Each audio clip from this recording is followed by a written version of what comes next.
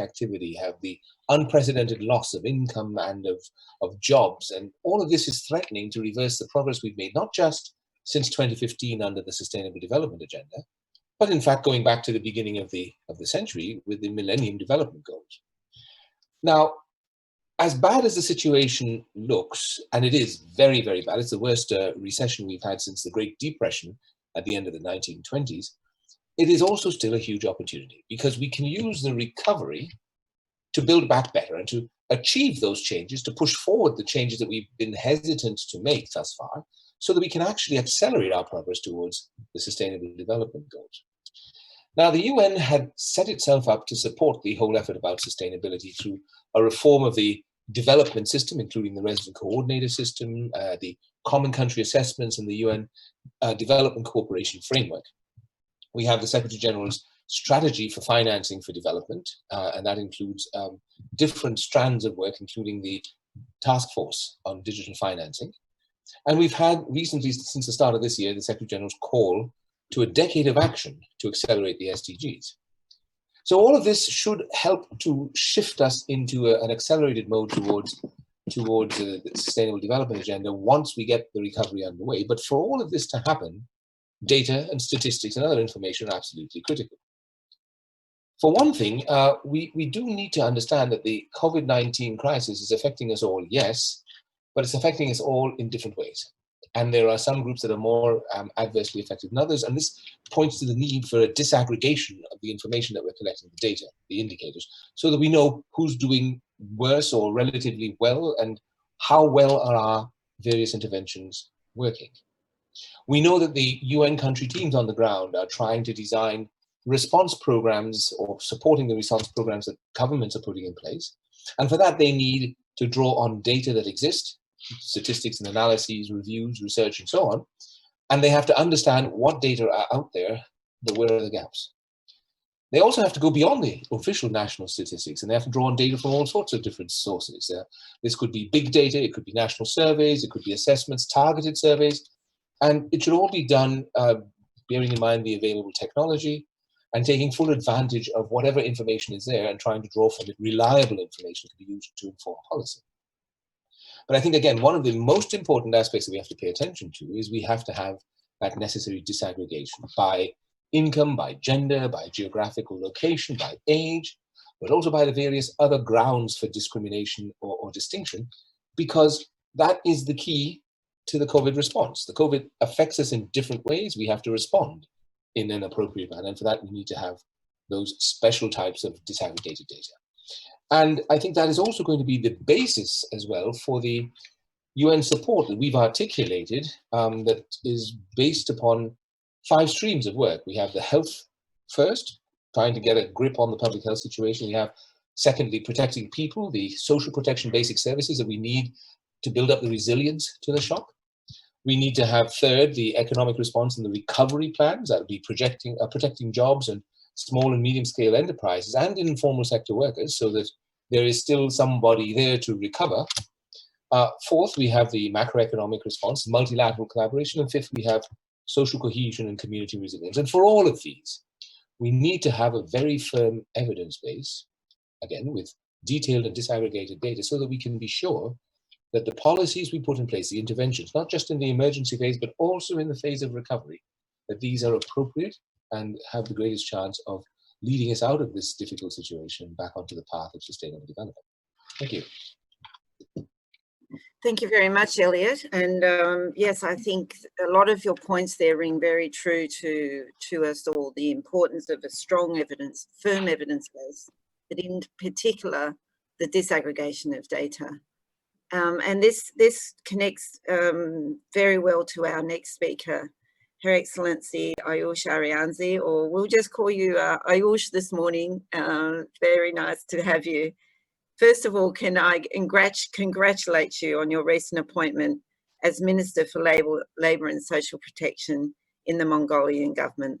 This is a huge honour for you and a real recognition of all the achievements you had as chairperson of the Mongolian National Stats Office. Before inviting you to speak in your new capacity, though, can I first invite you to share your reflections as chairperson for the last 5 years of the Mongolian National Stats Office. You led the organisation through 5 years, and during this time, many improvements could be seen in the Mongolian Statistical Service. You were active as chair of Paris 21 and co-chair of the high-level group on partnerships, capacity building, coordination. But I think the one thing that stood out for me was your real passion around data availability, data access, and user experiences, making users such as Elliot have a good experience with the official statistics that Mongolia produced. Can you share with us some of your reflections on why you felt these were the priorities for you at the time? Minister Ayush, thank you. Over to you. Thank you so much. Good morning, everyone. First of all, I really thank you for inviting me to this big event and giving me also an opportunity to meet all my statistical colleagues once again. When I was appointed as chief statistician in Mongolia in 2016, the first thing I did was to establish a public relation unit, which would work on dissemination of the data and not only just dissemination. You see, our office is by now almost 100 years old, 96 years. But people are still not used to use statistical data widely. And nowadays, in this era, people's behavior is changing. We are having IT development.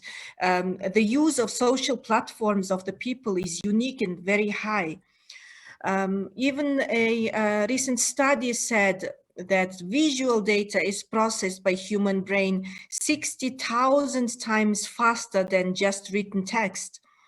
So, and also 90% of information transmitted to the brain is visual.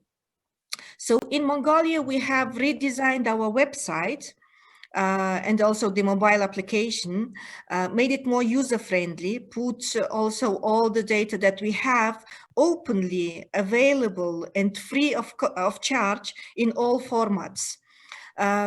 We also have explained all the data that we have with infographics and easy language. It is important to be understandable for the people. So the policy decision makers are also normal people. So with this, we have raised user numbers of our website, for example, 5 times just in 3 years.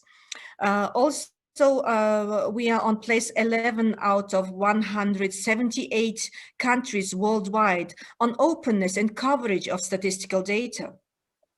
So people are usually afraid of the things they don't understand and they do not trust you. So if you are open and understandable, then people are friendly to you, they start to trust you, and they also play with the data, and they really then evaluate all the policies that government is doing, and this is a big part of the being understandable.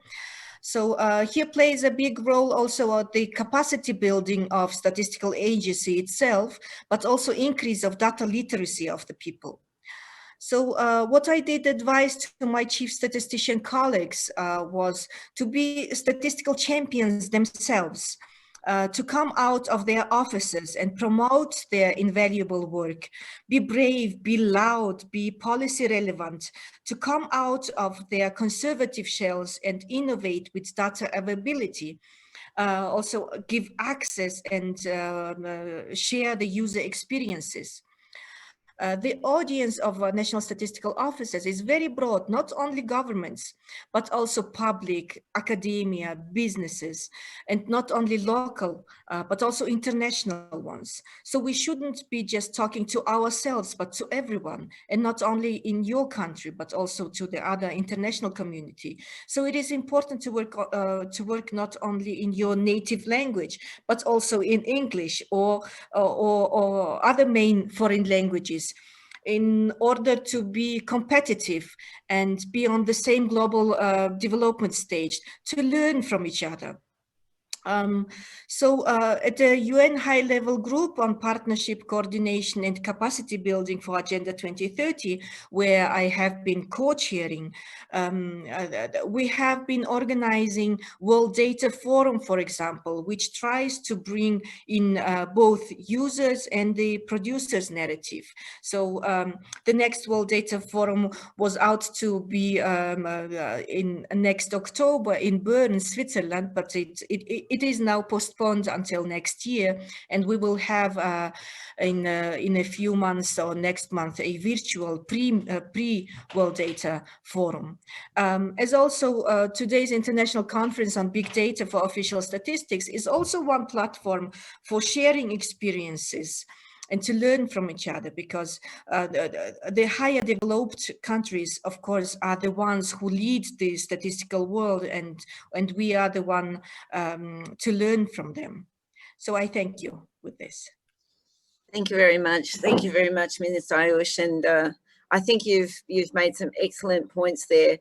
I particularly like this: be brave, be champions, be competitive. And get your voice out there at the local level, at the national level, but also at the international level. So it's a real pleasure to have you here at this international event, getting your voice out here today. I'll now turn back to Mr. Elliott. Mr. Harris, you are really challenging the policy community at the moment to think beyond traditional measures of economic progress like GDP. Recently, you actively participated in discussions on the future of economic statistics. Headlines on the economic situation, though, are still very focused on fluctuations in GDP. We see this in the COVID-19 analysis that's underway, especially in this crisis like caused by by COVID-19 in many economies. Do we need to use more indicators than GDP to describe the economy? Do you think policymakers are ready for complementary measures of GDP? And what are some of these complementary measures policymakers are asking you for? Not only for in the context of the 2030 agenda, but also in the context of the COVID-19 recovery. Mr. Elliott. Thank you, Gemma. Yes, indeed. I think there's no doubt that we need a broader and more comprehensive measure of our progress. In particular, because we are concerned not just with economic progress, but we also want to see progress on the social front and on the environmental front. GDP is a good indicator, yes, it certainly is, but it is limited. It doesn't do any kind of description of the economy. It doesn't tell you, is the growth inclusive? Is it fair?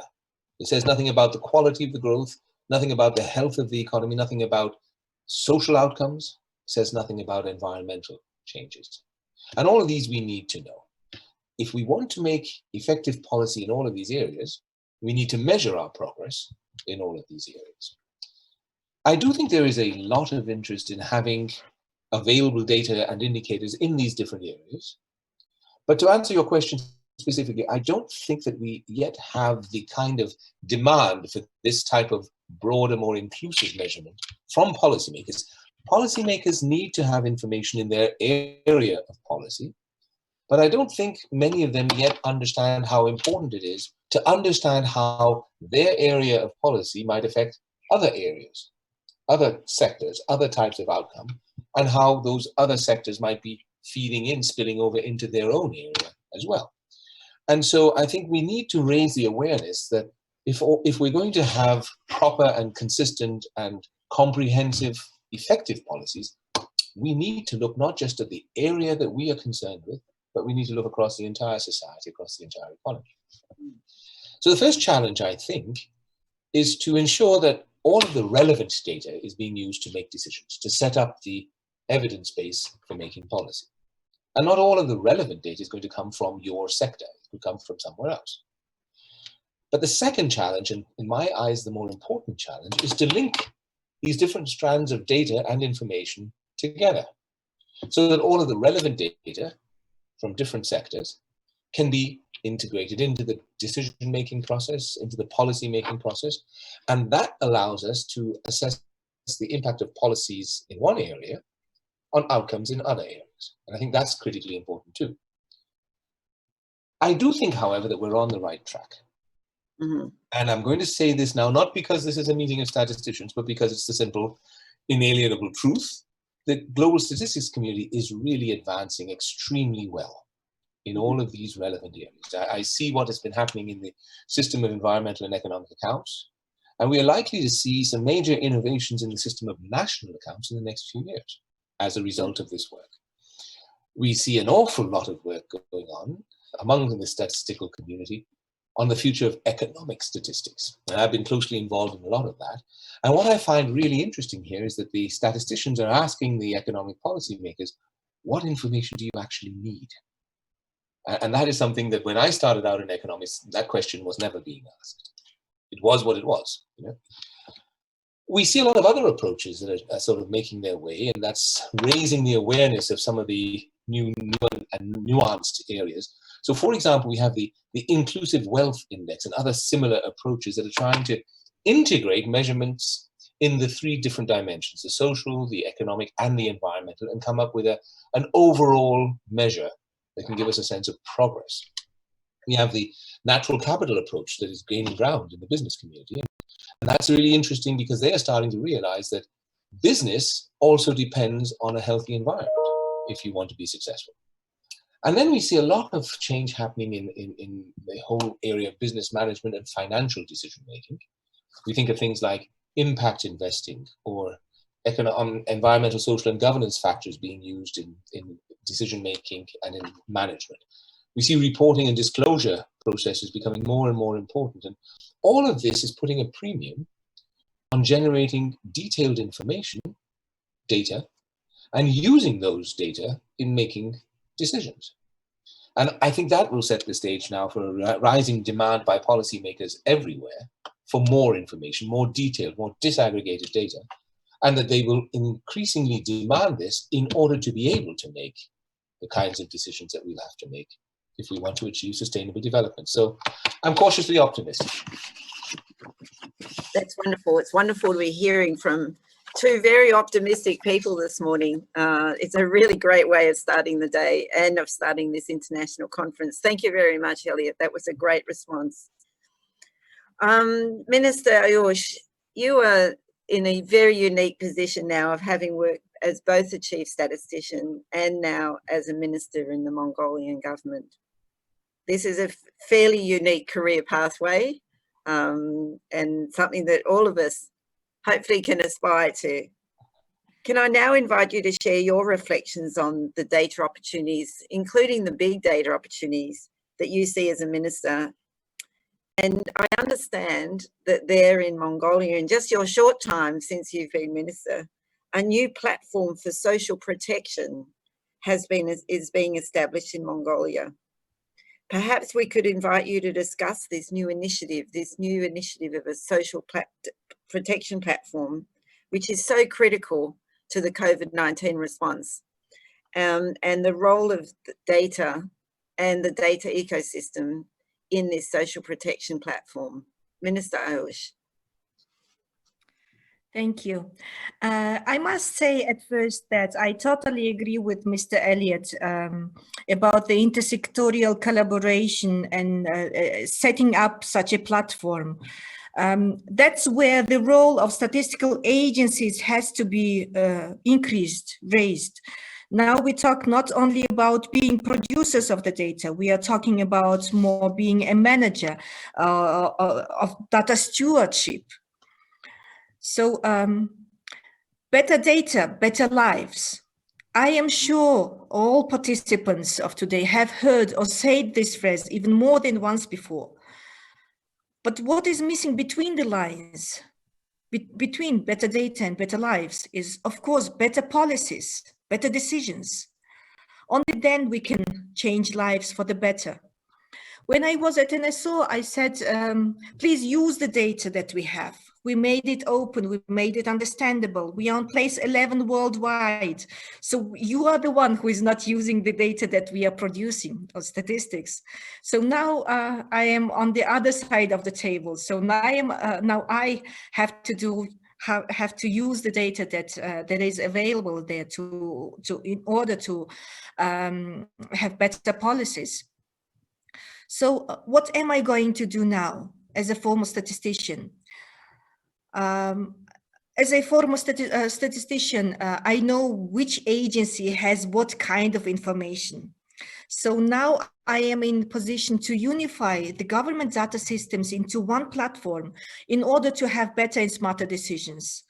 So just a few days ago, we have launched a new platform for social protection, where people can register online for their needed kind of a social protection program and get online verification of around 40 documents of the government agencies. And they do not need to come to our office. So all the information required, we get through a secured system from government agencies. So this is from the user-friendly side. From the other side, we are going to use business intelligence programs to see, in order to see what is the age of the household, how many people are in the household, what is the education, and what are the other possibilities to get them out of poverty, maybe, or and so in order to have more targeted social protection. So this platform will allow to segment population on their needs for social protection. The platform for social protection, but as you can see, it is being established so people do not have to provide the same data that the government has on the people and do not require it multiple times. This is very good for our people and shows how the government can work together across silos within the government. This approach is very important for official statistics too. As a former statistician, it was sometimes very difficult to get access to the government's data. I mean, the administrative data. The use of administrative data, the coherence of the data is very important. The data is shared across the system. Administrative data can be used for official statistics. So the administrative data can be brought together with the survey data. It is not whether administrative or survey data. So it can be enriched and it can be more relevant for official statistics. We see this in area of civil registration and vital statistics. But it is also important in other areas like labor statistics, air pollution, mining, and gender, and all important issues that we have. So even it is more cost effective for governments, not spending scarce resources multiple times on the same information that we can actually use with just a little bit of partnership and collaboration. Especially now during COVID-19 times, data sharing, real-time data is very important in order to have precise, timely, and smart decisions to leave no one behind. This conference on big data and of official statistics gives us an opportunity to share experiences across the global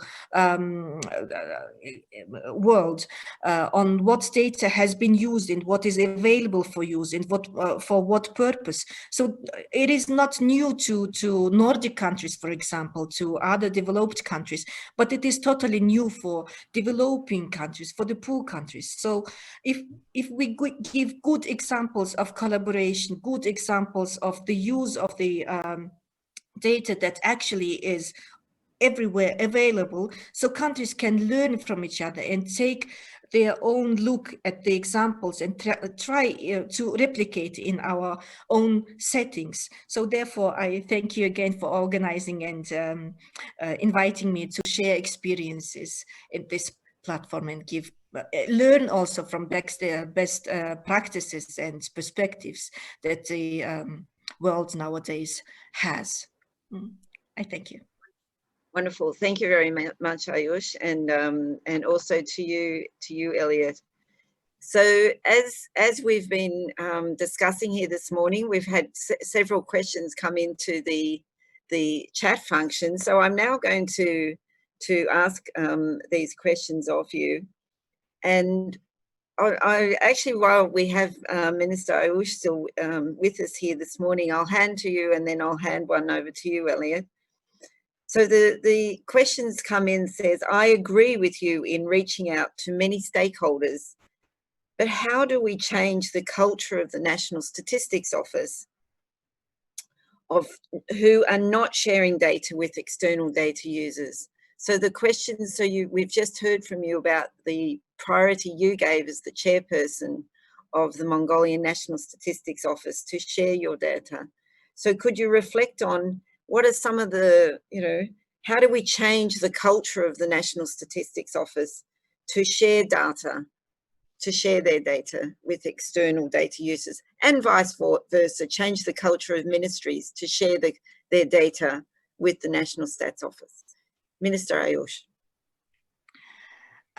Thank you. Well, first of all, it is important to have legal environment. That's where the Paris 21 is giving also opportunity, is helping the countries to change their legal environments. We are having also the UN has given also the law on statistics, where we can also see how can we make more open and available the data. But we do not have to forget about the fundamental principles of statistics, where the data sharing has to secure the private information. So the data that we are disseminating is actually anonymized. That is very important. So the UN system itself, UN agencies, is a very good partner in building capacity and also teaching on what kind of data is there possible to be shared, and so I think it will come with time, and the users who are requiring the data that actually the government has. And I think it is not just one-sided part, so it has to be a collaboration. And if the demand side is big and getting bigger and bigger, so the supply side has to change also. Yes, wonderful.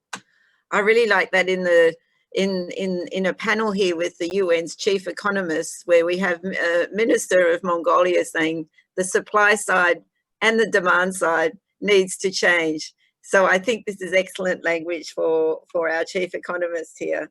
Thank you very much, Minister Ayush. Elliot, we have a few very specific questions, but I think building on the response we've just heard from Ayush there. Question to you. Statisticians are working to produce integrated data with the accounting frameworks, and you mentioned the natural capital accounting, the system of national accounts, the system of environmental economic accounts.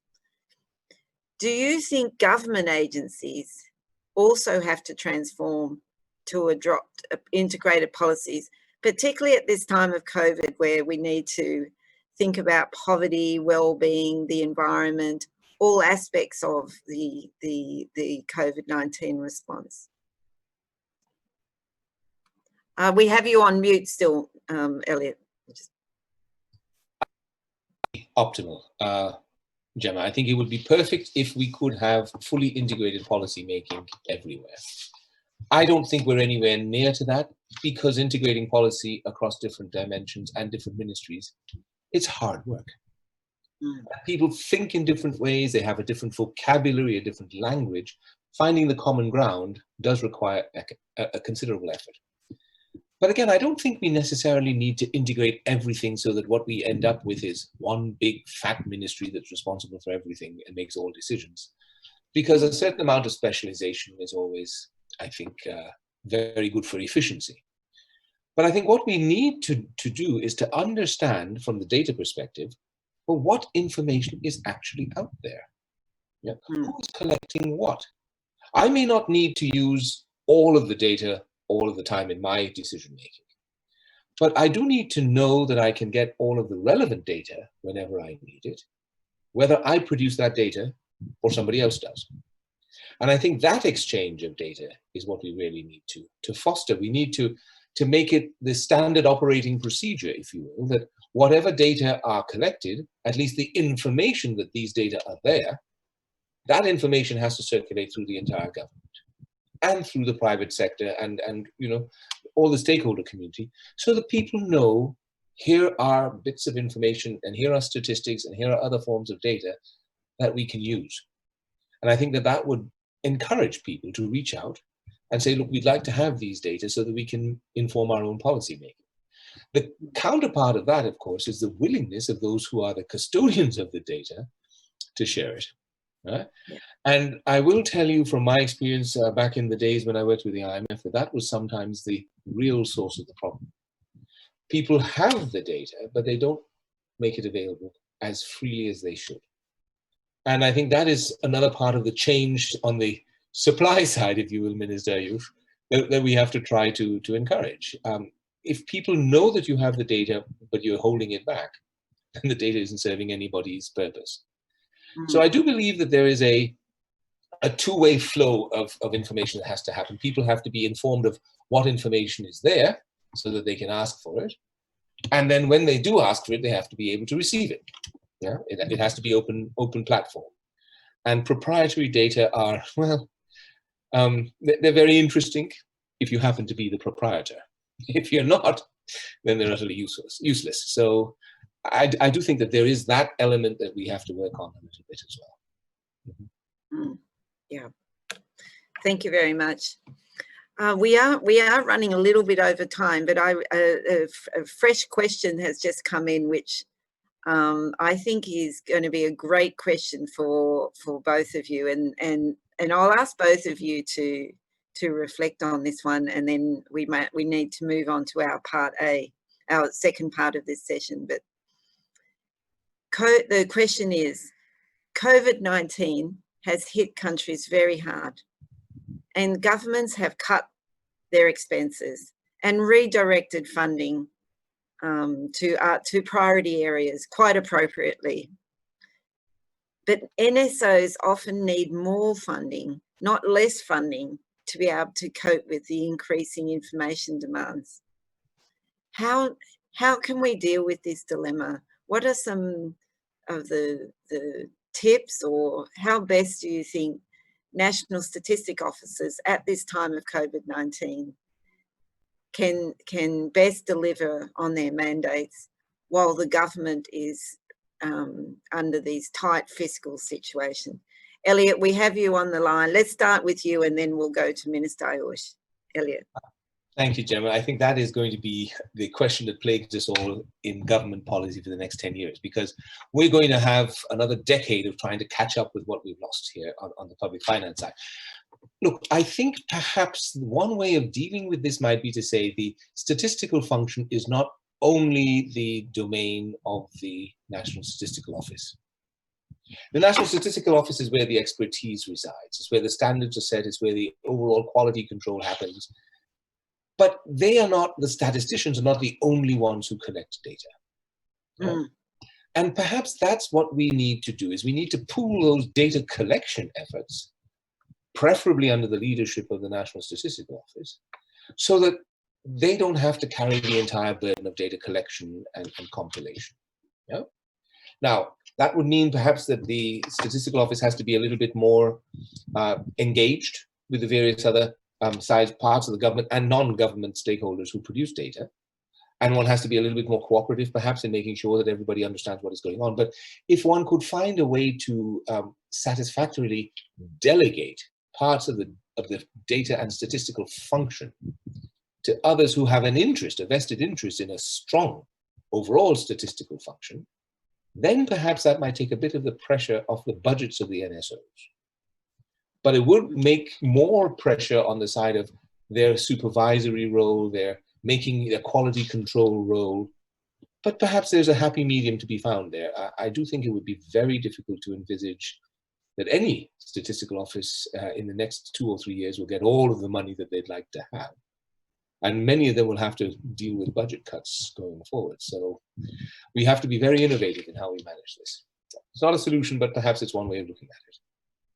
Wonderful. Thank you very much. Thank you. So in statistician speak, it's about strengthening our national statistical systems, not just our National Statistical Office. This is a great And this question here came from our chief statistician of Suriname, Mr. Snow, who many of us also know from the UN Statistical Commission. So great response. Thank you, Elliot. And I'll now ask Minister Ayush, over to you. Yeah, Mr. Ivan Snow, thank you for your question. With Mr. Elliot, I totally agree again. It is not one part, one side game. So we have to play together in this game. The table is round, you know. The most important thing now is to sit around the table, to come out of your offices and just to talk, you know, what the government needs, what statistical office has, what are the possibilities. Partnerships and the collaboration is important, not only of the NSOs, but also in the system. We know that each and every country has unique systems. Some are having centralized system, some have decentralized system, but the people and the country is one. We have the same problems. So with the government, we have to sit together and maybe even if the cuttings are impossible if the cutting is coming ahead of us and it is sure we are getting budget cut, then we have to sit again together and talk. Look, what you need as the most priority, what can we set back? And only then we can have smarter budgets and smarter decisions. So national statistical offices are now not only producers of the data, not only the old in their old structures, in their old roles, but we have to be now data stewards and help also others to understand the data and be louder and play a bigger role. So I ask also the governments to pay more attention to the statistical officers and to give them a higher voice and just be in this together. I thank you. Wonderful. Thank you very much. Thank you very much to both our panelists this morning, to Minister Ayush and to Mr. Harris. This has been a really great start to the International Conference on Big Data.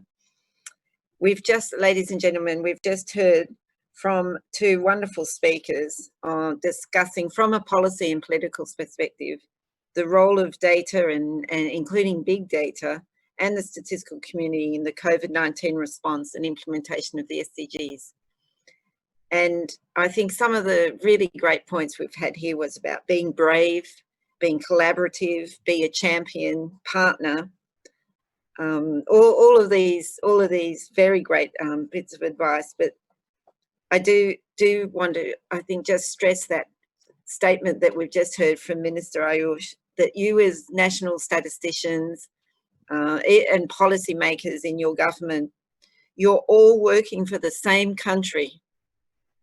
So you're one. So think of how best can you support your country and who do you need to work with within your country to support your country to respond to the COVID-19 pandemic and its impacts on people, society, the environment, and the economy.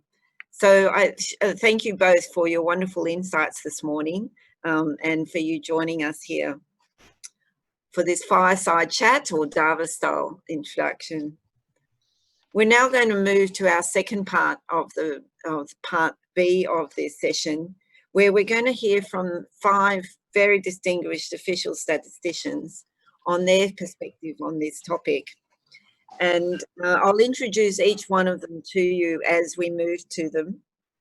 And then we have time for a question at a question. We hope to have time for a question at the end of each speaker. And then we have time for questions at the end of the session as well. Our first speaker this morning is my great pleasure to introduce you to Mr. Ivan Clermont. Ivan is the Director General of an Analytical Services branch at Statistics Canada. In this position, he is responsible for leading several research teams that provide authoritative expertise, and which produce high quality, relevant and timely information on economic, health and social issues that are important to Canadians, to government, to non-profit organisations and to institutions. Mr. Clement, Ivan, please, your time is yours. Thank you. Thank you very much, Gemma. I'm going to bring the screen up so we can start the presentation here. So first of all, thank you very much and good morning, everyone. Thank you all very much for being here today. It is an honor to have the opportunity to share with you the work we did at Statistics Canada in leveraging new data sources and methods to respond to information needed by citizens and our stakeholders, especially pertaining to the pandemics. Maybe here, the COVID-19 crisis has really become the use case which demonstrates why data must be used by governments as a strategic asset. Citizens require more than ever timely information about issues that are important to them. And we, the NSOs, are there to provide expertise on data governance and data stewardship, including standards, data quality frameworks, analytics, data science, and privacy protection, especially, to provide the answer to these questions. This is what we refer to internally as the 4Gs, for gather, guard, grow, and give. So right at the outset of the pandemic, we created a data management and analytics services virtual center, which consisted basically in assembling a team of various experts from the different programs to create timelier measures and analysis of COVID impacts, and especially to understand longer-term impacts of the pandemic on individuals, on their communities, and on the country from a holistic point of view. So the first slide here provides you with an overview of what we brought to the table with respect to data management. Like surely every NSO, we devoted lots of energy at trying to measure and understand the impacts of COVID by, first of all, developing new and timelier economic and social indicators such as health impact, social cohesion, childcare services supply and demand, for example, and as much as possible in a disaggregated fashion. Many of our stakeholders have indicated a great interest for new and finer and detailed geographical information as well, to help them in their efforts to identify vulnerable communities and help them with epidemiological modeling. Our health department has also asked us to create a dashboard that provides new near-time information on demand and supply of personal protective equipment, which will eventually include testing kits and vaccines. So far, since the beginning of the pandemic, we released more than 200 statistical products, including more than 175 short studies and analytical pieces that do address the impact of COVID and how the recovery is taking place. So I'd like to pursue now with the next few slides, that is slide 2, 3, and 4, that are here as only as a reference, which documents the novelties we introduced for understanding better the social impact of COVID-19. You can spend more time visiting our website and consulting these 3 slides later if you wish. So you will find here the link to our COVID-19 webpage, our research paper series, the results to the new social surveys, including crowdsourcing methods, and the link to our statistical geospatial tool that presents interesting geocoded data and newly developed indicators at a very fine geographical level. I encourage you to visit our website for more details. Now, maybe we can look a little bit more closely to the work we did to measure the economic impacts and tracking down the economic recovery using alternative data sources and nowcasting modeling methods. I'd like to address very shortly, in the very little time that we have, the flash estimates we created, the use of scanner data, the creation of a new provincial economic activity index, and new more timely indicators on monthly business openings and closings. To begin with the flash estimates, for example, We all know that it's a very big challenge to provide citizens with economic data as timely as possible. The attention is justifiably and rather being put on quality. COVID has created for us the opportunity to take a step further and capitalize on the amount of work we had already devoted to the creation of flash estimates, but that we had never published yet.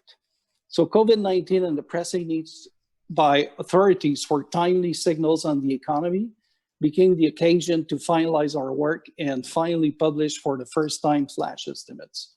It's important to mention, though, that these are not considered official estimates and are not meant in any way to replace official economic indicators that we keep producing.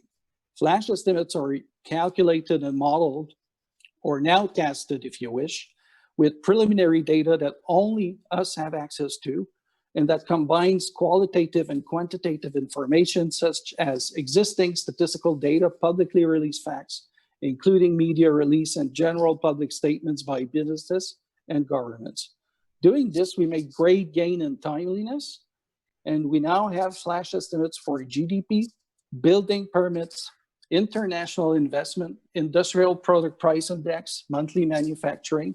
So you can see on this slide here a glimpse of this work. Now I'd like to turn to the use of scanner data. The use of scanner data is not a new thing for us. We've already been using it for a while. We currently use scanner data from three big retailers in Canada involved in the full retail sector and renovation sector. Scanner data is already used to produce the monthly CPI and monthly retail sales, and they consist of transaction data consisting of sale made by the retailer, and these files contain information on quantities sold and prices we receive them weekly.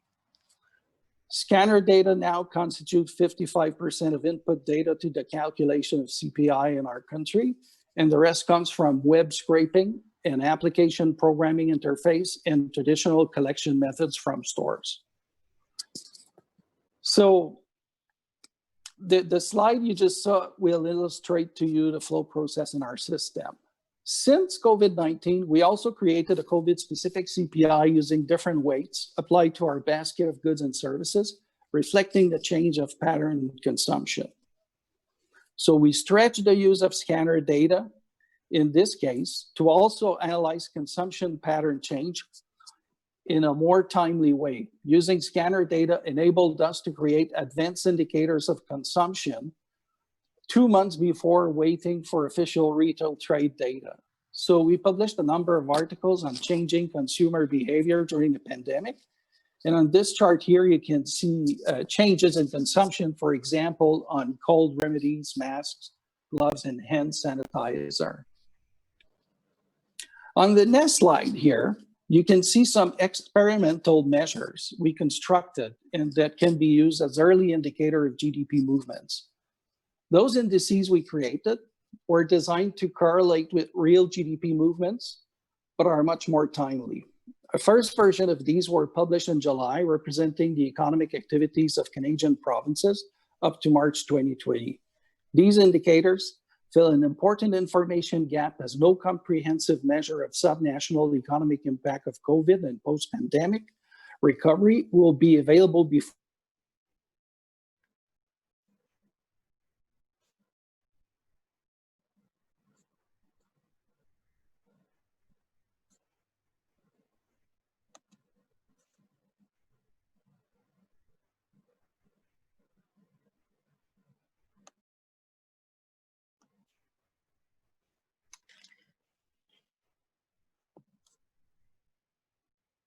Mr. Ivan, we've just lost your sound. Can the Secretariat just check that we've still got sound?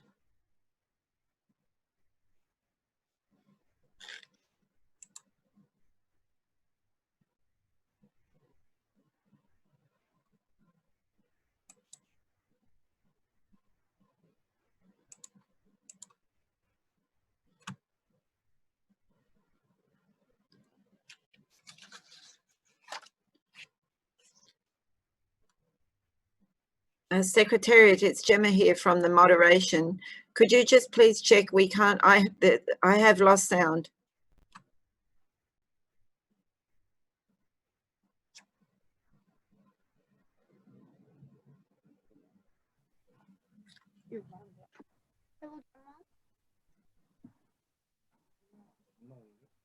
Secretary, KOSTAT, could you please check sound?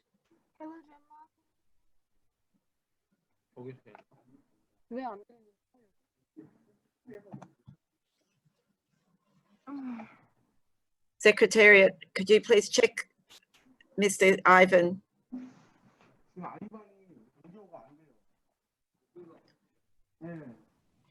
Yeah, Gemma, we are checking it out here at Stat Korea. Just Thank give you a second. It seems we have some technical problems. Thank you very much. Okay.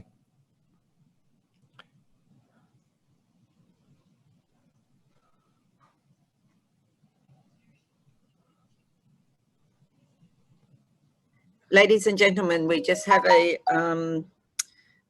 technical problem with sound from Statistics Canada. Our technicians are checking now, and please just bear with us for a minute.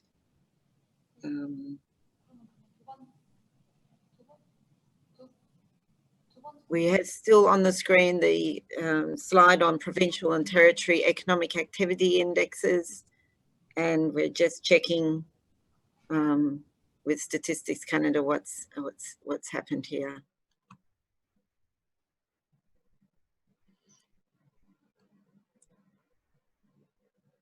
While we're waiting, thank you very much for engaging through the group chats.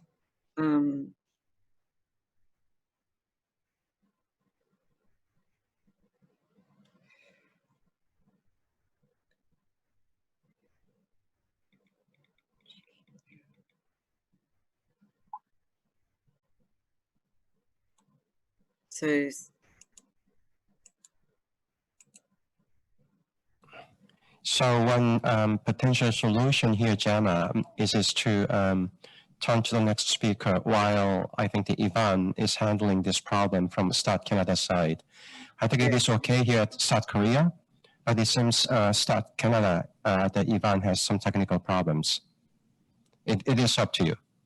Okay, we may move to the next speaker. Could I please also check you that Dr. Craig Evans from New Zealand also has just been booted out of the meeting. So he's also had something happen at his end.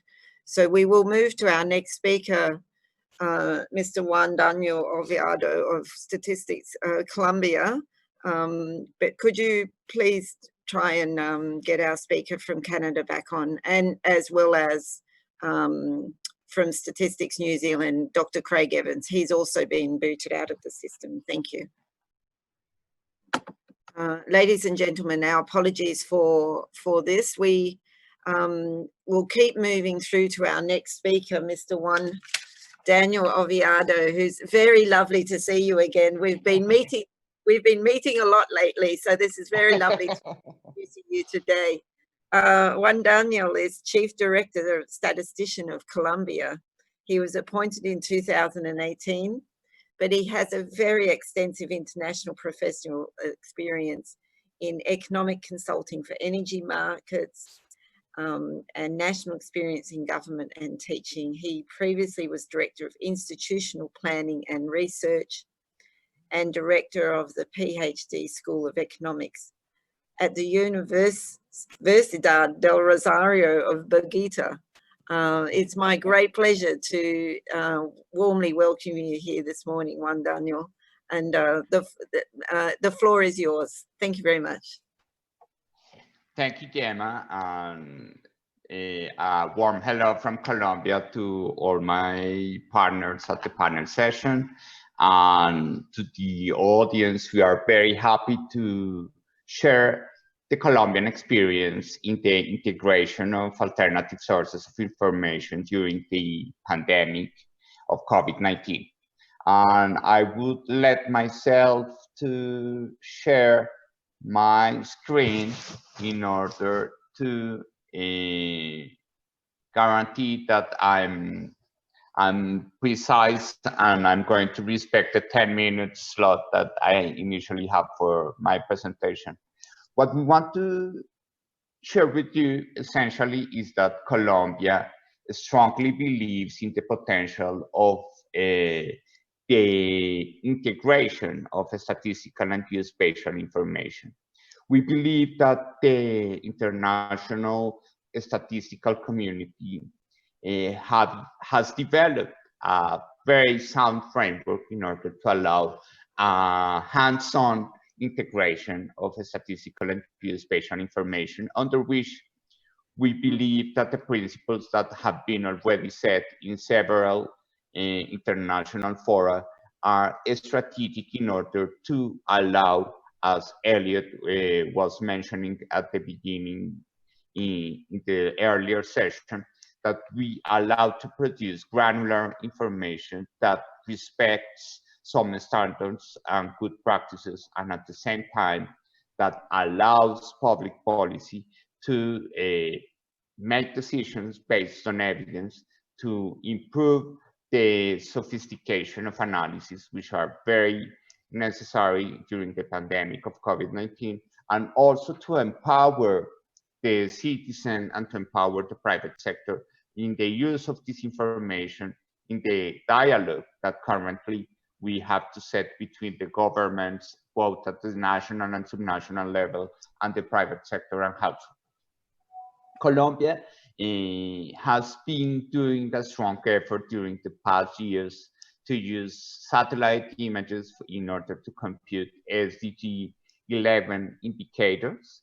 We believe that innovating in that perspective is something that has empowered the role of learning and grasping all the current frameworks of the international statistical community that we value very much, and we would like to highlight that this is something that has been very important in the current situation for the National Statistics Office, the strategic partnerships that we have already developed with all the international community. As you might see in this current slide, we've been able to use satellite imagery in order to see the deployment of informal settlements, of informal slums in the urban development in Colombia. We've been able to use satellite images to determine land consumption of cities. And on the other side, as regards as indicator 1171, we are doing land cover classification using huge remote sensing imagery collection, which is something that has been shown in the international fora that we've been taking part in the former years.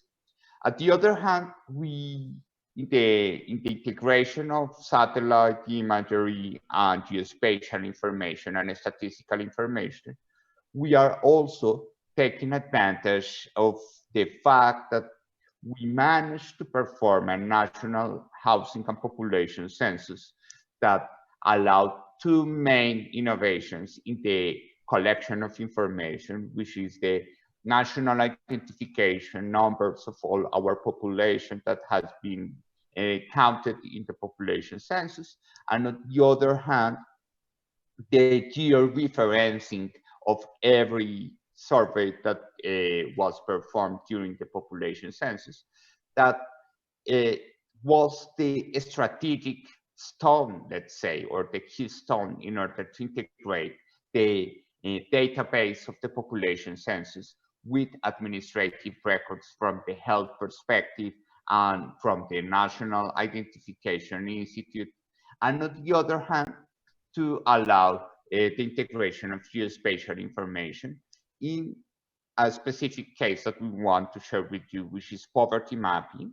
Due to the fact that we managed to integrate the administrative records with the population census, we were able to develop a municipality level multidimensional poverty index that we managed to disaggregate at the street block level, something that was very innovative in Colombia and that showed the standard diffusion process of poverty between the center, the economic power of the country, and the periphery, under which we see a lot of poverty in our country. And since we managed to do that due to the population census and the administrative records, what we want to do is to use geospatial coverages and machine learning and random forest techniques in order to update the information and evolution of the poverty measurement as regards to the multidimensional poverty index, taking into account that we yearly, every year, perform a household survey and a living standard survey, which is very, very dense as regards as the sample of this survey. On the other hand, during the COVID-19 outbreak, we are currently using and managing nighttime data in order to develop socioeconomic measures from the productive sector in our country. So this is a project under which we want to complement and to enrich the framework of economic statistics from the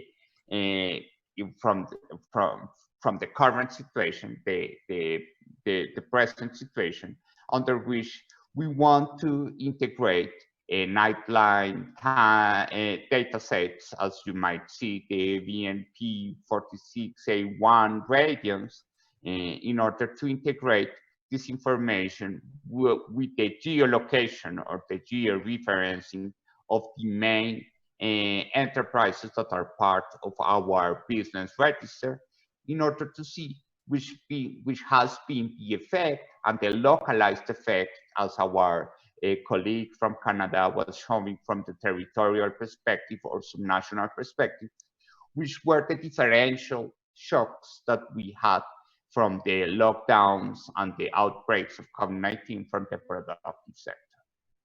And something that has been very, very successful has been the early estimation of manufacturing production, thanks to the integration of the administrative record of the manager of the electricity market in our country, which is a private company, but as it serves or develops a public service, is part of the national statistics system that, due to the legal framework, is mandated to share its information at a granular level with the National Statistics Office. So thanks to that, we managed to develop a machine learning, an econometric model in this perspective, under which we see the high correlation that in all our countries, the manufacturing performance indexes have with the demand of electricity consumption. And due to that,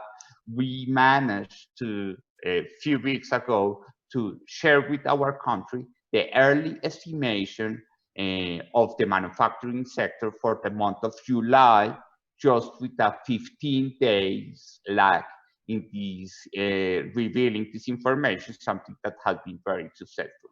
And finally, we wanted to share with you the integration that we had with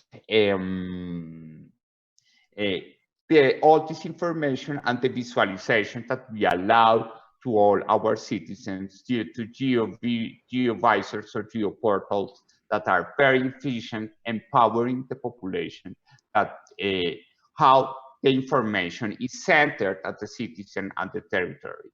And finally, we wanted to share with you another experience under which we are using and exploiting the administrative record from the labor market and the health insurance programs with the monthly survey for the labor market statistics in order to develop machine learning models under which we are able to estimate the informality levels in the labor market during the pandemic situation, due to the fact that we needed to develop a telephone platform for our household survey, because in the past we have a paper-based and with a present in contact survey with a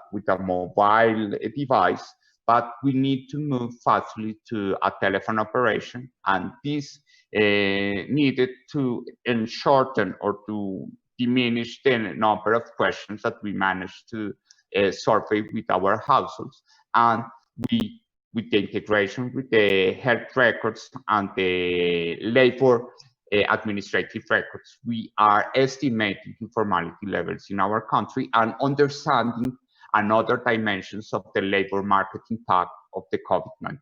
And finally, just 2 minutes, we want to share with you in a very fast way the platform that we have in order to show the integration of all these sources during the pandemic situation.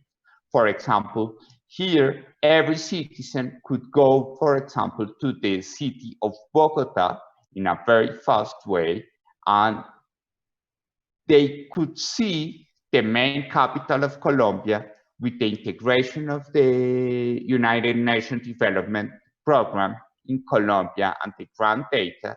We are able to see, for example, which was the behavior of the citizens as regards of the lockdown measures since the beginning in a continuous way. For example, you can see Bogota, how by the month of April was completely locked down, except of the south of the city, that during the month of May, June, started to move even if the city was mandated to be under a lockdown. When you see that, and you see that the accomplishment of the lockdown measures have not been able to be successful in those parts of the city, you would like to see what's happening in that part of the city as regards as poverty, for example. And when you see poverty, you see that exactly and more specifically, those parts of the city concentrate a lot of people with a very intense level of multidimensional poverty and vulnerability.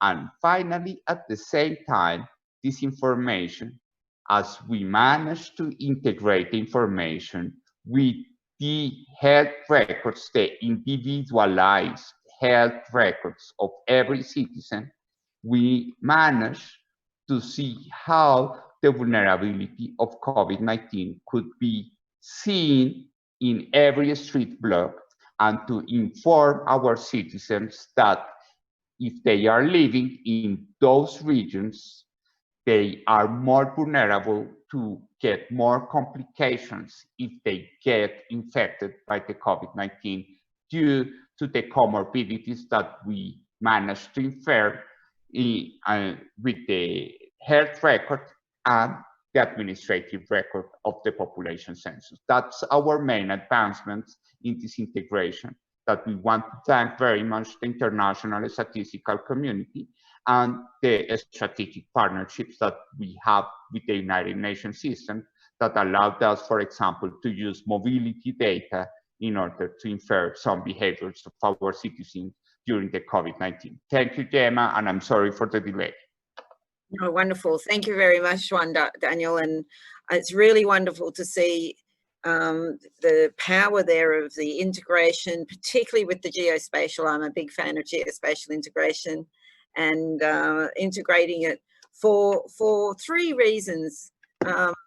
First of all, for this wonderful data platform tool that you've made available to your citizens and actually to the world. We can all come in and look at the data. Secondly, to create sampling frames. And I think this is a very important thing under COVID-19 where we're all trying to, how you know, traditional area-based sampling frames are not a bit more challenging under COVID-19 situation. So I think the example you've showed there for sampling frames, and then finally for the creation of statistics, and in your case for SDG number 1 there, which was just wonderful. So thank you for those 3 excellent examples, Juan Daniel. I'm now going to hand back to Ivan in Stats Canada, but could you please stay on the line, because there's a question that's come in the chat that's actually relevant to both your presentations. And we might just flip back to Ivan and then ask the question to both of you. Ivan, back to you. We were on the... Thank you. Thank you. And just for our audience online, We had a technical issue there to do with internet connectivity, but we've managed to get Ivan back on. So Ivan, back to you. Thank you. Thank you, Gemma. It would be helpful to see where I was when I left or when I got disconnected. So was I far in the presentation? Because I didn't notice. Yes, you're at the municipality slide, the regional, local level statistics slide. Thank you. Thank you. So I'll try to share again my screen here. And Ivan, if the internet connectivity is poor again, we may just need to move to the third speaker. Yes, very good.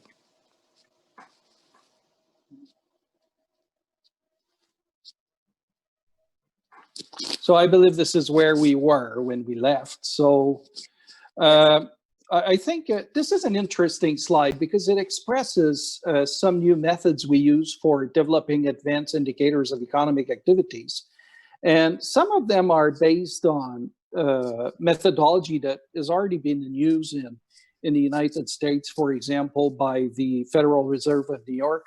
And the others are based on simple methods, and others like the lasso here are using machine learning and a series of principal component analysis.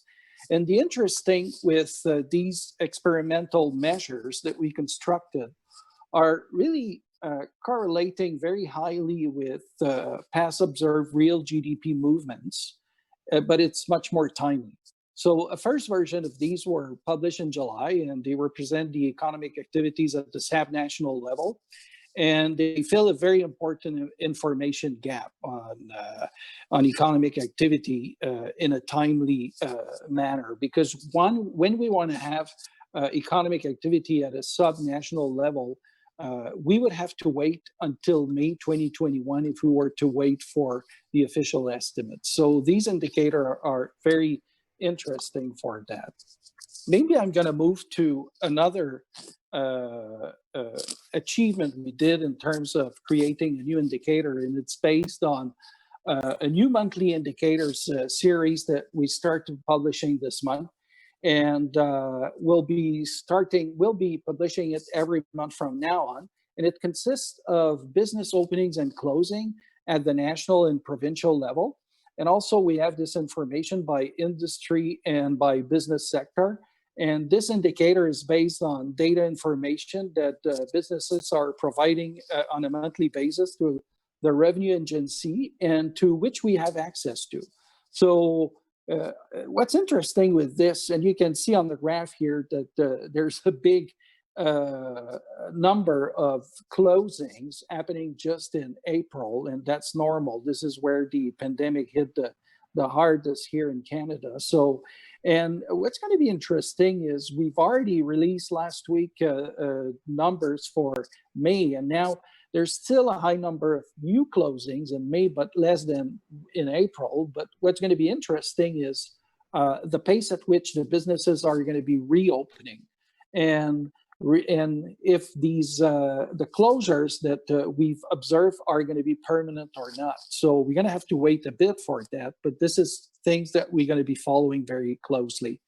And how many new firms will enter to replace those that exited as well. So the next one is what I'd like to finish on. It's to conclude on is a roadmap we're creating right now, which is prioritizing the development and release of data, metrics, and analytical outputs that are most relevant for monitoring and evaluating the economic recovery. And these are based on subjective criteria that do assess the implication of COVID-19 that uses three very important lenses: inclusiveness, sustainability, and resiliency. And you can see the link here with SDG goals. So it also means that these indicators need to come with the necessary disaggregation that is expected. So a lot of disaggregation is behind those indicators. And so this new dashboard will be using data from both our regular programs and from our COVID data collection activities, namely the web panel and crowdsourcing and flash estimates we created.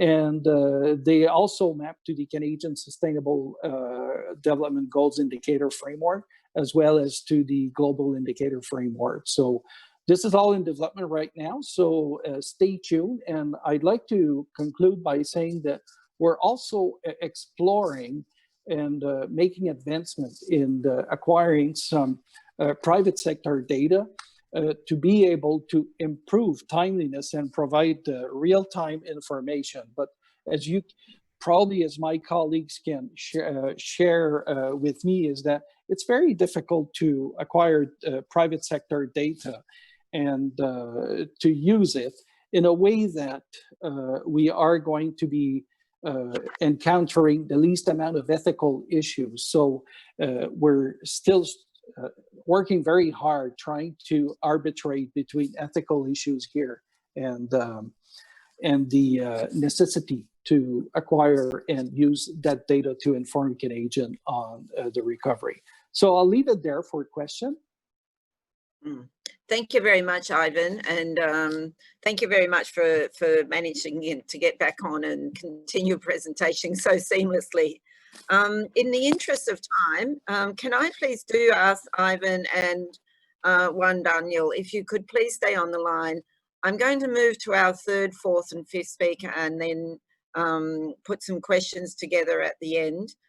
Quite conscious that our session started about 15 minutes late, but we have a very good question coming in from Arif Musanahandi from BPS Indonesia around quality of the statistics produced using the big data. But in the interest of time, I may move to our third speaker, which is Dr. Kuchuk Surahantu, who is the appointed the Director General of BPS Indonesia in 2016. Dr. Kuchuk, if you could, Secretariat, if you could please turn Kuchuk Surahantu onto the screen. It's my great pleasure to warmly welcome Kuchuk, who is close to us here in Bangkok as the head of BPS Indonesia. Before becoming Director General, he was Deputy Director General for National Accounts, Director for Statistical Analysis and Development, Head of the Cross-Sectoral Analysis Subdirectorate, and also the Head of Food and Crop Statistics. And as you can see, he has been working across so many areas of statistics, and he's been with BPS Indonesia since 1983. You have seen a lot of developments over your career there, Dr. Surahantu. Please, the floor is yours. Thank you. Thank you, Gemma. Good morning, everyone. I hope all of you are staying safe and healthy. And it is really a pleasure for me to be here to join with all of you in this important conference.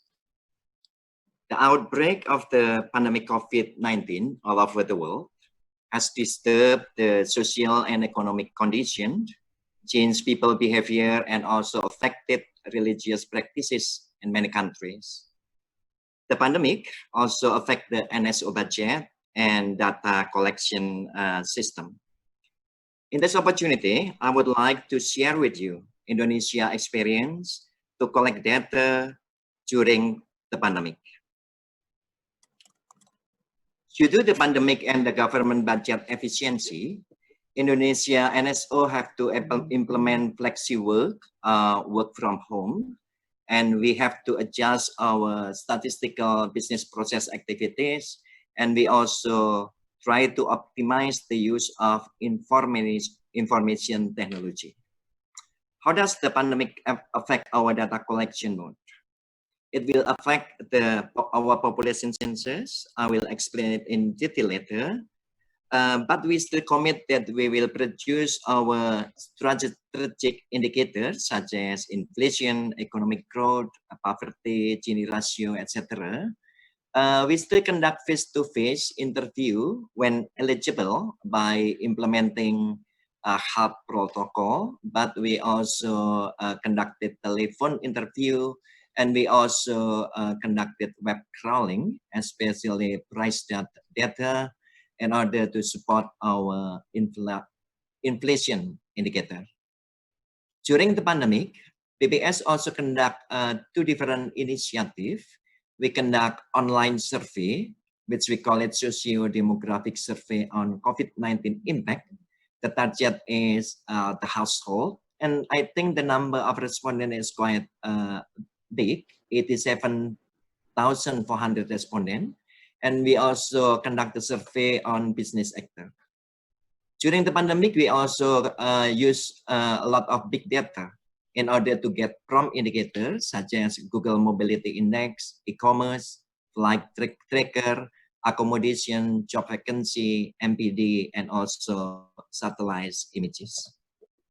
Let me briefly explain what changes we conduct in the implementation of 2020 population census. Our population census is the 7th population census, and during this population census, for the first time, Indonesia implement combination method, which means we use administrative data from Minister of Internal Affairs as a basis data. And for the first time, Indonesia also conducted online population census. Our initial plan, we start our online population census on 15 February, and we are planning to finish it at the end of March. Because of the pandemic, we extended until the end of May 29th, and the total response is quite promising because we get total response around 51.4 million people. This is around 19% of the total population. And our field enumeration initially is planned in July, but we have to conduct it in September, so starting tomorrow. At the beginning, we are planning to do interview in all regions using PEPI and KP, but due to budget efficiency and the pandemic, we have to divide it into 3 zones. In the zone 1, we will do ground check and double, drop off and pick out, and interview only conducted in zone 3, while in zone 2, we conducted only ground check without detailed interviewing. As a result, the output variable in zone 2 will be very, very limited. At the beginning, we are planning to hire 400,000 census takers. But due to the budget efficiency, we reduced the number of census takers, become 208,000 people, meaning that the census taker burden will increase. And again, for the training, we avoid face-to-face training, so we conducted online distance training by collaborating with our national television and also radio. For the census taker equipment, it's not enough only providing face, back, and stationary. We have to conduct rapid tests for all of the census taker, and then we ask them to implement a health protocol by using face mask, face shield, glove, and hand sanitizer. Of course, there is a race when we disseminate the result. For the initial output is still the same. We will publish population of Indonesia by sex, resident, and also ownership of identity card. But from the short form question, we won't be able to release the housing characteristics such as the ownership status of the current house, electricity, main source of drinking water. We won't be able to release this housing characteristic. And then we also reduce the information on individual characteristic from 13 questions to 10 questions. So we can see here that the adjustment of the business process will affect the result, but we still implement the quality assurance at the first week of the September, and we also conduct post-enumeration survey in October and November. During the pandemic, we conduct 2 different surveys. The first targeting is the household. The response is quite promising. 87,000 people respond in the survey. The main objective of the survey is to understand whether the society implement the health protocol and how does the pandemic impact their income and expenditure behavior.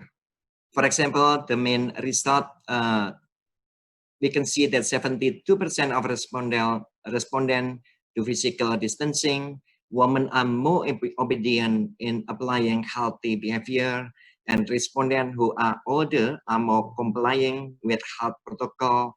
All of the respondents experience a decrease in income, and the expenditure for the medical care spending increase. We also conduct the survey on the 34,000 establishments to understand how severe the impact on each sector. And then we also try to understand what kind of help they need from the government. For example, from the result, we can see that all of the sector experience a declining income, especially establishment in accommodation and food service activity sector. And in general, all of the establishment reducing work hours. And then they also reduce their employees during the pandemic, which means it will increase the unemployment. We also use a lot of big data in order to provide prompt indicator. For example, using Google Mobility Index, we can see the mobility in grocery store for daily necessities. This information is very important because the increase of the mobility, meaning the increase of the economic activities. Until July 2020, we can see from the daily mobility that the activity in grocery store still under 3% under the normal condition. But if we are talking about airport, bus station, and transit places, it's still 35% under normal situation. It means in order to go to the normal, Indonesia still need a long time. We also conduct big data for flight taker in order to see how serious the impact of pandemic COVID on the number of domestic departure. From this result, we combine it with the official data. We can see that the number of domestic departure dropped until 90%. We also use e-commerce data in order to see the demand shifting for the product category. For example, using this big data, we can see that during the pandemic, the expenditure for care, beauty, and health increased.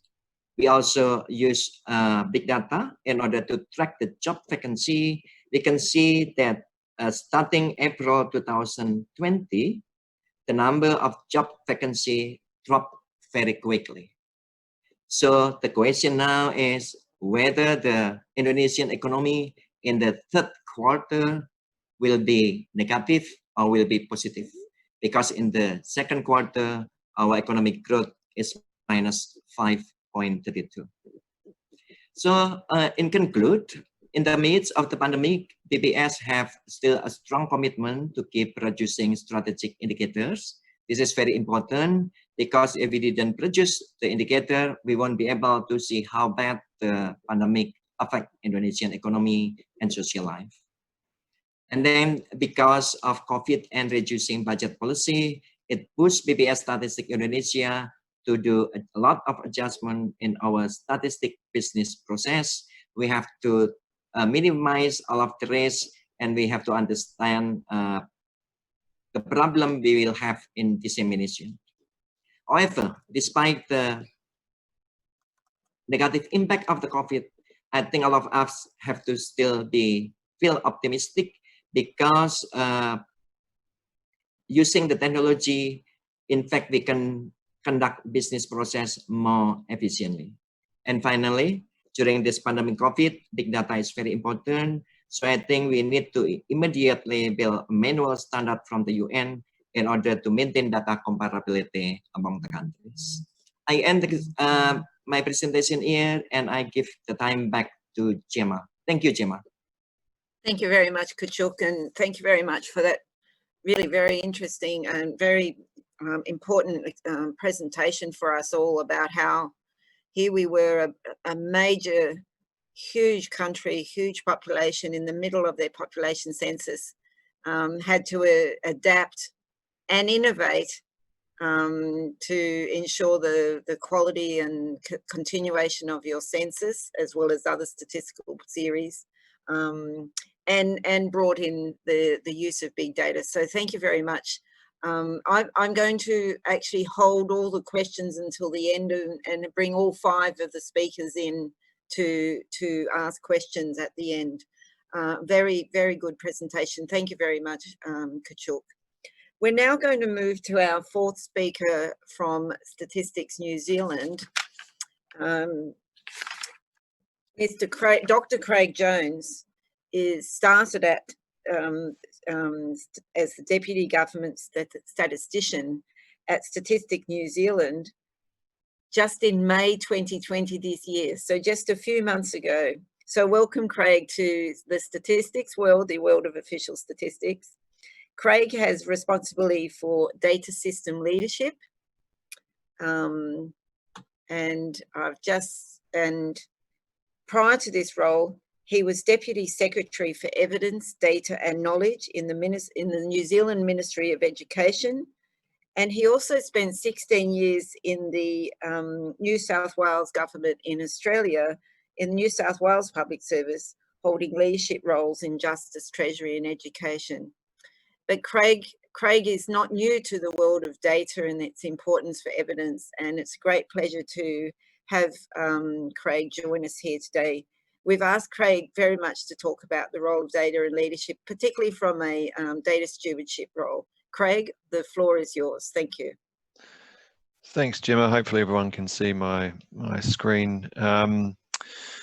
I thought what might be useful is just to give a little bit of context for the New Zealand situation and you know, how we're placed and what our experience of COVID-19 has been. Craig, sorry to interrupt. Could you put your screen on slideshow so that it's in larger for us? That's wonderful. You're on the 2nd slide, New Zealand and COVID-19. Oh, sorry, I've gone out of it. I've gone out of it again, haven't I? My apologies. Okay. Yeah, I thought it might just be useful to give a little bit of context for the New Zealand situation, and then talk a little bit about how we've responded to it, some of the things that we've done. And really what I want to focus on is some of the opportunities I think that COVID-19 has provided for our roles as national statistical organisations. And a lot of the themes that I'll talk about are quite similar to many of the people that have spoken today, including our 2 keynotes. But look, by way of context, New Zealand's actually had a relatively low impact. You know, the number of deaths has been quite low. We've managed to contain the virus quite successfully.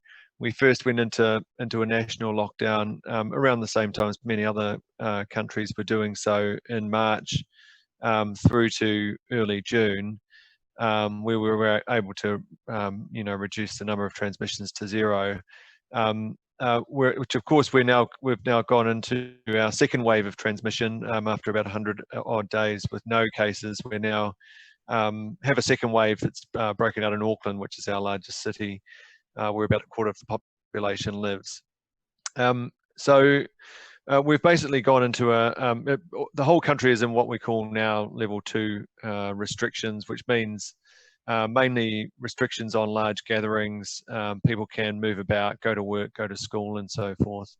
And in Auckland, there's a slightly higher level of restriction in place for the next week, just to make sure we've got to the tail end of the wave, the outbreak that's broken out there.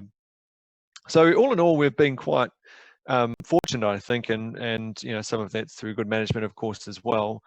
By way of context for Statistics New Zealand, we've got 2 functions. One, our chief executive is the government statistician, but the other hat that he wears is as what's called the government chief data steward. So this is very similar to a number of the conversations that our speaker was talking about this morning around the importance of data stewardship. And we took on that function about 2 years ago, where the focus is on working across the data system to implement the standards and policies and protocols and make sure the capabilities are there to collect, manage and use administrative data well for operational and statistical purposes. So we've been taking that function for a couple of years now, and increasingly, as we've learned and adapted how we do things, becoming more proactive in that space rather than what we have traditionally done, which is to be more collaborative and you know, coordinating activities and so forth. We're now taking a more active role in how we go about doing that.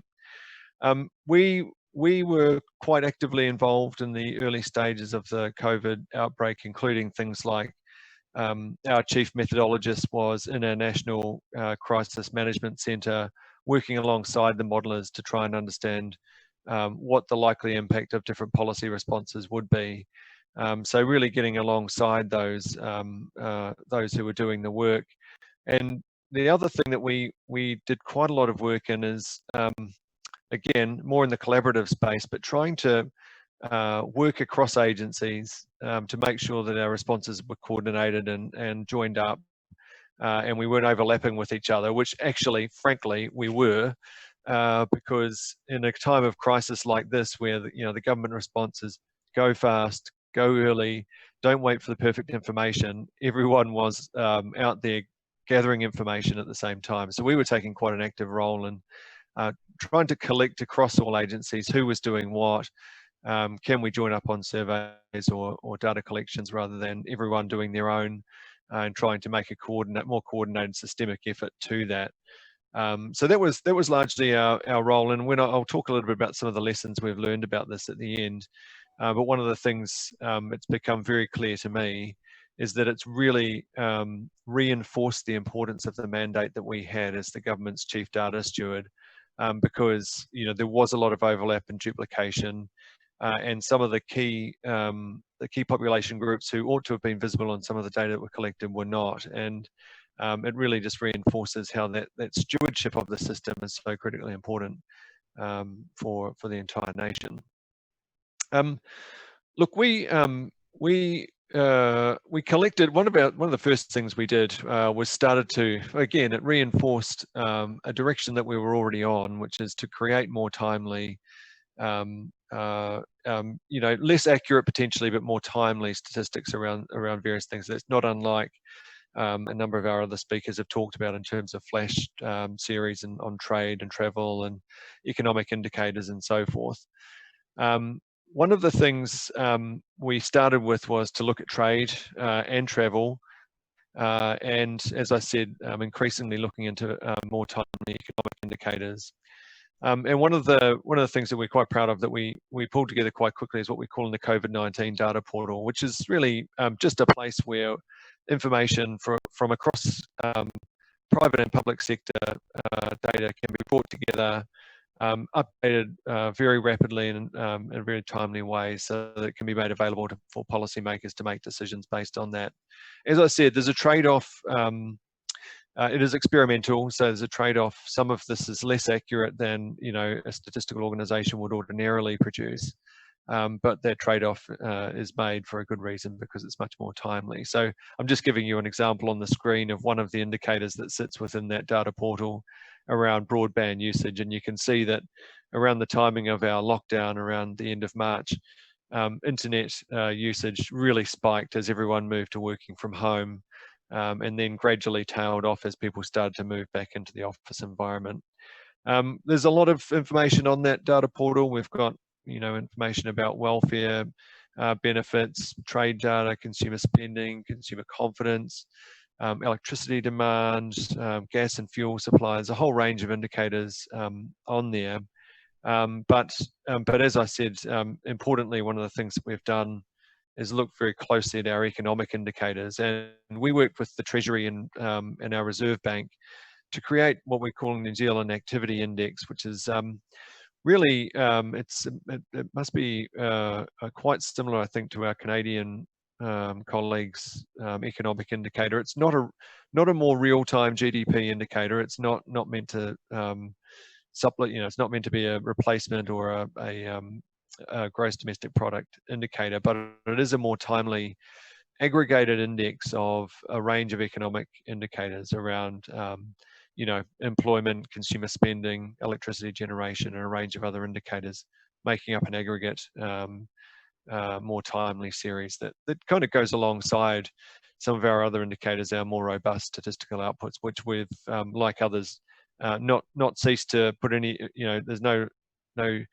reduced impact or emphasis on those things. It's just to supplement, as more timely information is required for decision making, to supplement those core products that we'll always keep doing.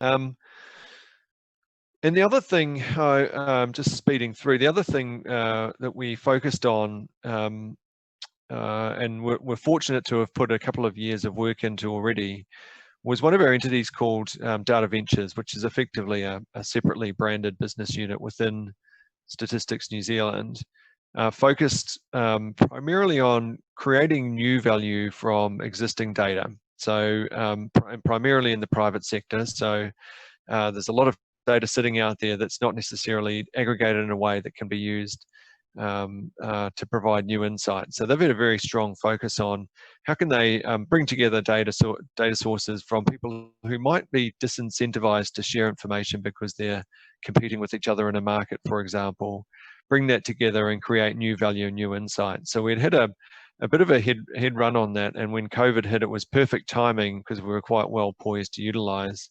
that information. So what I'm showing you on this slide basically shows population movements drawn from telecommunication industry data of mobile phone movements. So this shows movements in and out of different types of areas: retail, recreation, residential areas, or tourism areas, or workplace, to show you how people behave during the different periods of lockdown, to see whether people were complying with the orders that that government had issued to try and suppress the virus. So you can see very clearly, without going into any detail, following our initial quite severe restrictive lockdowns, movements into and out of retail areas basically plummeted. The same with workplaces as people started to work from home. So really, really useful way of understanding how the population behaved. I'm very enamored with the Colombian geospatial representation of this data, I have to say. I think that might be an area that we might move to. And our insights and statistics areas are looking very closely at what we can do differently with geospatial information, and particularly satellite information, to understand the world in different ways. Look, this is just a sort of highlight of some of the things that we have been doing, and some of the emphasis that we placed as we moved into the different parts of our COVID-19 experience. We've learned a lot of lessons along the way, and I just wanted to touch on a couple of those because a lot of really good things happened. There's nothing like a crisis like this to unify government agencies around a single issue, and it really did align a lot of the work that agencies were doing and give them a singularity of purpose that brought agencies together like I've never actually seen before in 20 odd years of public service. So there were some really good things that happened. We've been really agile in the way that we've responded to this. I'm not just talking about Statistics New Zealand, I'm talking about the wider government system. And there has been a much greater focus on how we can deliver insights to our customers. So that's certainly something we've focused quite strongly on. However, there's also, as I said, some real opportunities to address some issues that were not created by COVID-19, but COVID-19 revealed some of the vulnerabilities in our wider data system.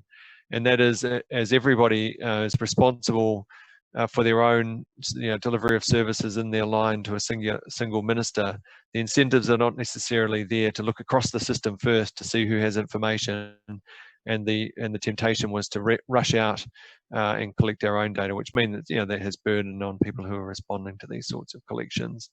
Can lead to duplication of resource and inefficiencies and other things, and also not necessarily the kind of ability to harness the value of the information or the value that's being created by collecting this information. So for me, there's a real continued emphasis for us on maintaining and elevating, I think, the position of the government chief data steward role to really take the next step in our leadership of the system.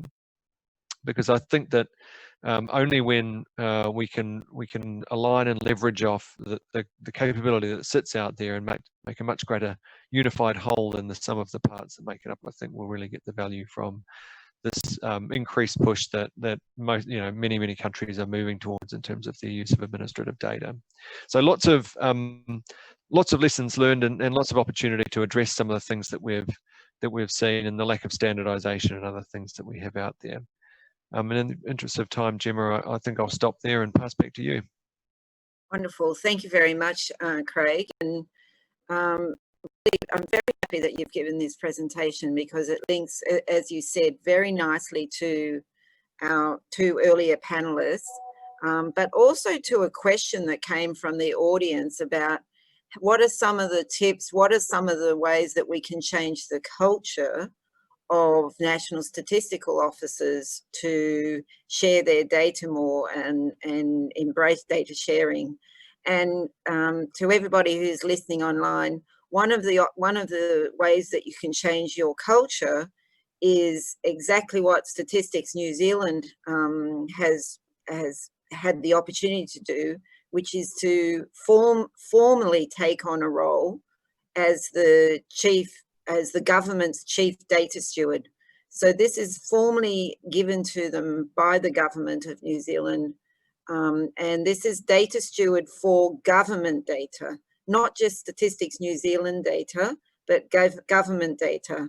And next year at the March UN Statistical Commission, there will be a lot more discussion on this topic of data stewardship.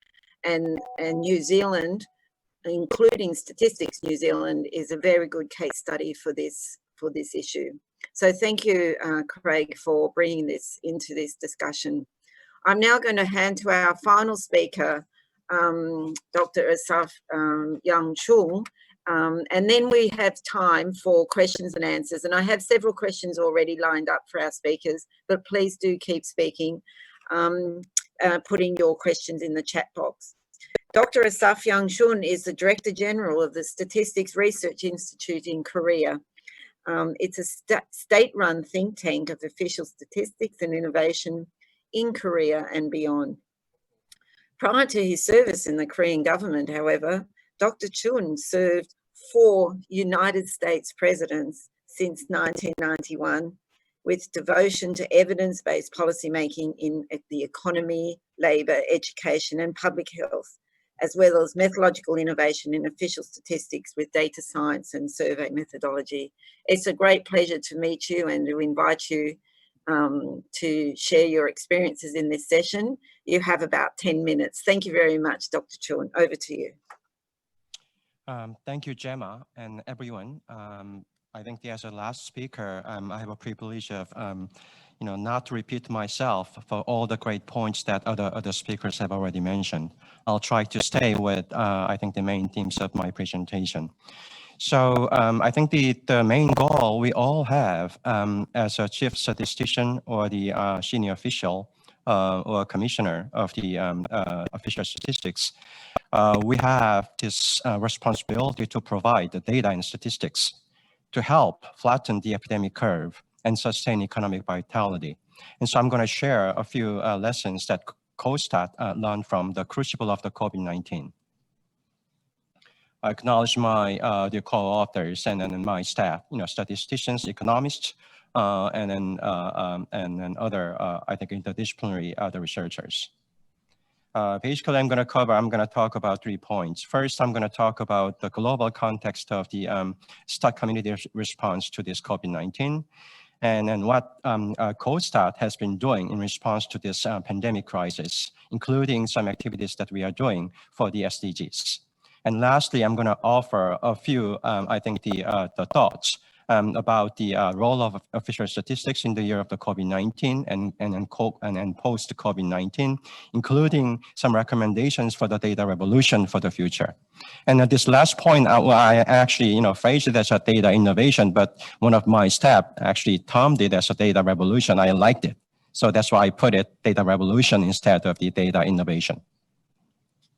So just briefly, as we all know, I think a lot of countries, especially those developing countries, are very, I think, affected by this COVID-19. As you can see, the data here, about 90% of the countries in developing countries are seriously, I think, affected by this COVID-19, and so disrupting their official statistics production and other statistical work.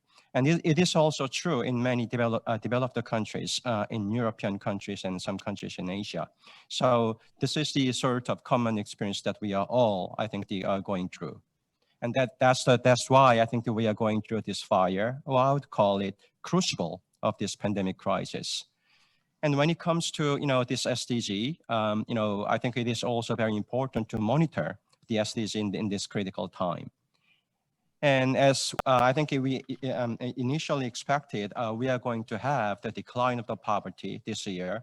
But in fact, because of this COVID-19, we are expecting to see a little bit of, I think, the increase of the global poverty line. And that's what I think many countries will be experiencing this year. And same is true with this, education in primary and secondary. More than 190 countries having closed the school, and then 90% of students in those primary and secondary the education were out of school. And I think Korea was fortunate enough to continue the education and then without disrupting. And we started up some kind of online and offline schools mixed together, so we can offer education to most of our students in primary and secondary. And then there are other issues, as we all shared this morning, when it comes to unemployment rate, and also, the other social and economic indicators. We all have problems. Even when it comes to countries like United States, where we used to have pretty good global health security index back in 2019.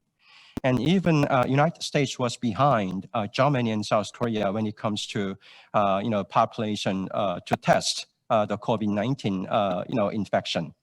And so this COVID-19 is not discriminating whether it is the developing or developed countries. Korea was fortunate, along with Latvia, Australia, New Zealand, and many other countries in top 10 countries when it comes to this COVID-19 index performance indicators. And I think this is good to see. I think the data-based, I think the intervention and then government leadership and then public's response to this COVID-19 are all essential to handling it.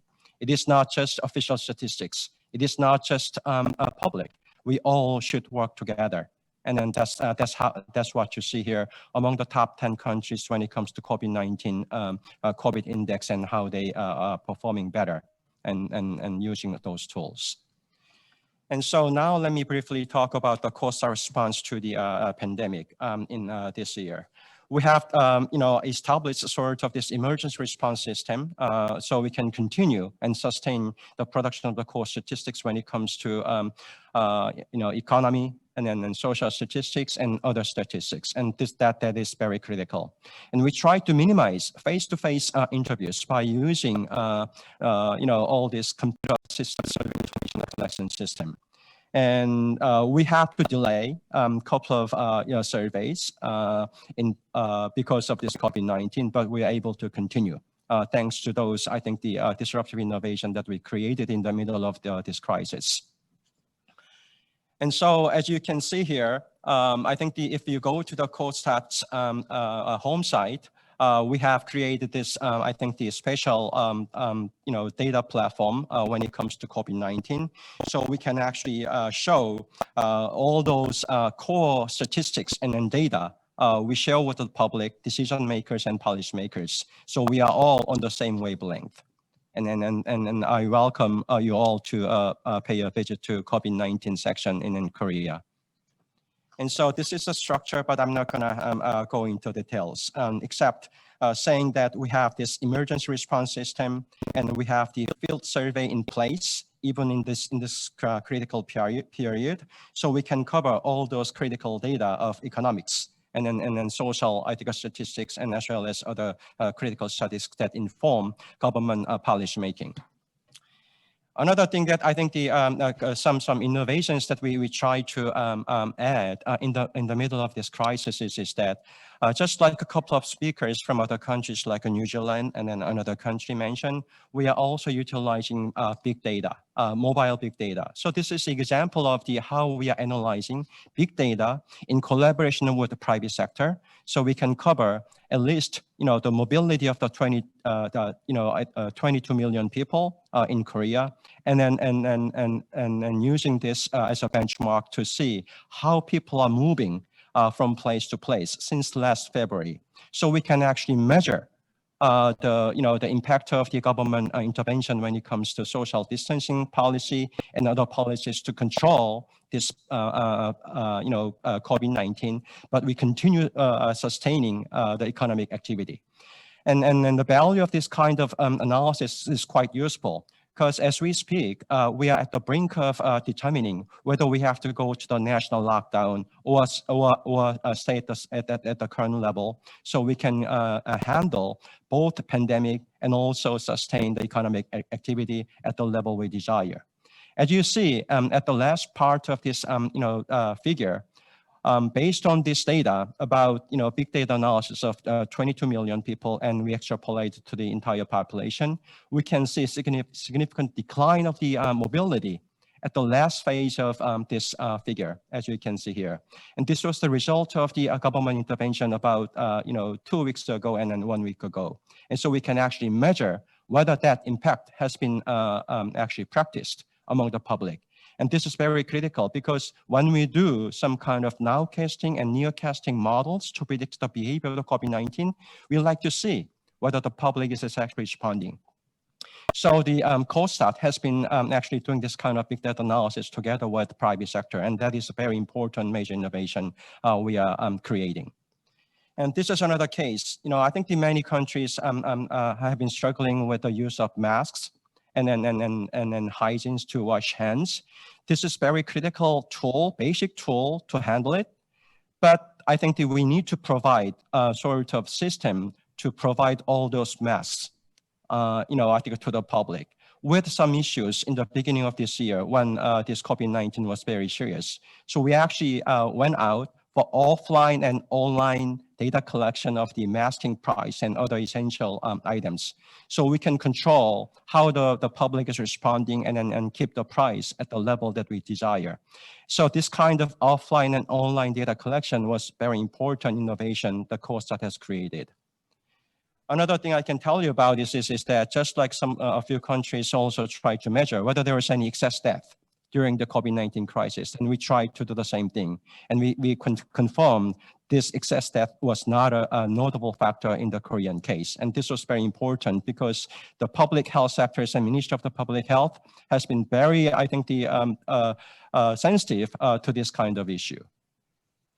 And also when it comes to communication of the COVID-19 crisis and then data, this is also very important. I think the innovation that we try to collaborate in partnership with Korea CDC, Korea Center for Disease Control and Prevention. And so initially when they came up with one data just to show, the cumulative, the cases of infection, it kind of conveyed a message that this crisis is quite serious, without showing, actual, decline of the daily infection. So the KOSTAT and then SRI, the Statistics Research Institute, actually has come up with a better way to present this data. And so we can share this kind of data, the better data visualization, with all the media and then public. So we can have the better communication to warn the COVID-19, but we also like to show them we are really controlling this COVID-19 better. So we help the public to feel more safety, and then they can trust what the government is doing. And this is another example of that kind of data visualization that we have been doing, so we can create a better communication partnership with the Korea CDC. And then briefly, please wrap up, Dr. Chun. Sure. Okay. And I'm going to skip, this example of the SDG platform. This is the another innovation that we are trying to do, but I think I'm going to skip this part. Even in this crisis, we try to sustain our SDG activities. So this is the last slide. So I think the one thing that I like to say again here is that what is the role of official statistics in the year of the COVID-19? I think that we got to continue to provide data to help inform the evidence-based policymaking. That is very critical. And when it comes to real provision, we need to be innovative. And so we can use the non-official statistics as well as official statistics, and also new data sources. And this is the last data. And also one last thing I'd like to say here is that when it comes to data revolution or innovation for the future, we need to do, I think, some additional work like AI-based data innovation so we can focus economic and social future in addition to all these traditional, I think, the responsibilities that we have here. So that's my last point. And